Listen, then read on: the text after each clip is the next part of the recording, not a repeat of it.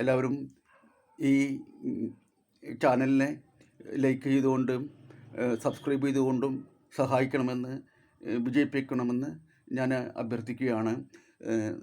ഞാൻ തുടരുന്നു. അപ്പോൾ നമ്മൾ കണ്ടു കഴിഞ്ഞു എങ്ങനെയാണ് സിനിമയിലും ടെലിവിഷനിലുമൊക്കെ സ്ത്രീയുടെ അടിവയർ എങ്ങനെയാണ് ഒരു വാണിഭ ചരക്കായി മാറുന്നത് നമ്മൾ കണ്ടു കഴിഞ്ഞു. അത് നമ്മൾ മിക്കവാറും അധികം സിനിമകളൊക്കെ കണ്ടാൽ മതി. തെലുങ്ക്, തമിഴ് സിനിമകളിലും മലയാളത്തിലും ഒരു പരിധിവരെ അങ്ങനെ തന്നെയാണ്. കണ്ടു കഴിഞ്ഞാൽ മതി. നമ്മുടെ വലിയ ആദർശ ധീരത പറയുന്ന വലിയ നടന്മാരൊക്കെ അവരുടെ നൃത്തരംഗങ്ങളിൽ 10-30 പെൺകുട്ടികൾ അടിവയർ പ്രദർശിപ്പിച്ചുകൊണ്ട് നൃത്തമാടുകയാണ്. സ്ത്രീയുടെ ഒരു നഗ്നതയാണ്, ഒരു നഗ്ന സൂചനയാണ് ഇങ്ങനെ തങ്ങൾ വാണിഭം ചെയ്യുന്നത് എന്ന് ഇവർക്കൊരിക്കലും പശ്ചാത്താപം തോന്നാറില്ല. അതിൻ്റെ ബിസിനസ് തന്നെയാണ് അവർ കാണുന്നത്. പലപ്പോഴും വർണ്ണവിവേചനം പോലും നമ്മുടെ വലിയ ധീരരായിട്ടുള്ള നടന്മാർ കാണിക്കുന്ന, സ്വന്തം ജീവിതത്തിൽ കാണിക്കുന്നത് കാണാം. നമ്മുടെ വളരെ പ്രിയപ്പെട്ട ഒരു തമിഴ് നടൻ, അദ്ദേഹം പറഞ്ഞത് എനിക്കൊരു കറുത്ത നടനാണ് അദ്ദേഹം, പക്ഷേ എനിക്കൊരു വെളുത്ത സ്ത്രീയെ വിവാഹം കഴിക്കണമെന്നായിരുന്നു എൻ്റെ ഏറ്റവും വലിയ സ്വപ്നം എന്നാണ് അദ്ദേഹം പറഞ്ഞത്. എന്നാണ് ഈ ബഹുഭൂരിപക്ഷം വരുന്ന ഈ കറുത്ത തമിഴ് സ്ത്രീകൾക്ക് സൗന്ദര്യമില്ലേ? കറുത്ത നിറം സൗന്ദര്യമില്ലാത്തതാണോ?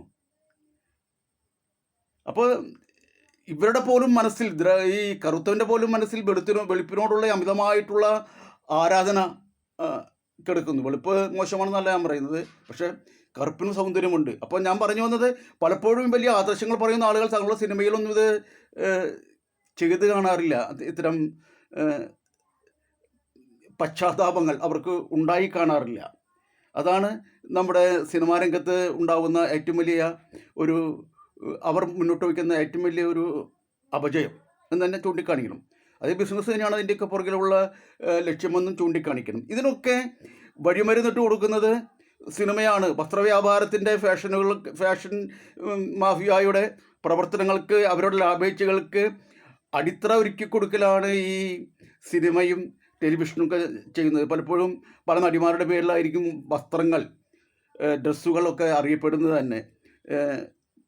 നീലത്താമര സാരി അല്ലെങ്കിൽ ഷാറുഖ് ഖാൻ കട്ടിങ് എന്നൊക്കെയാണ് പലപ്പോഴും പറയാം.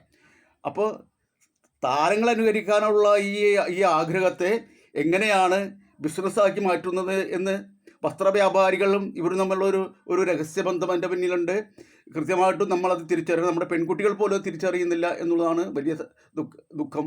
അടുത്ത എപ്പിസോഡിൽ ഞാൻ ഇതിനെക്കുറിച്ച് പറയാം. അതോടുകൂടി ഈ സീരീസ് അവസാനിക്കുകയാണ്. നമസ്കാരം.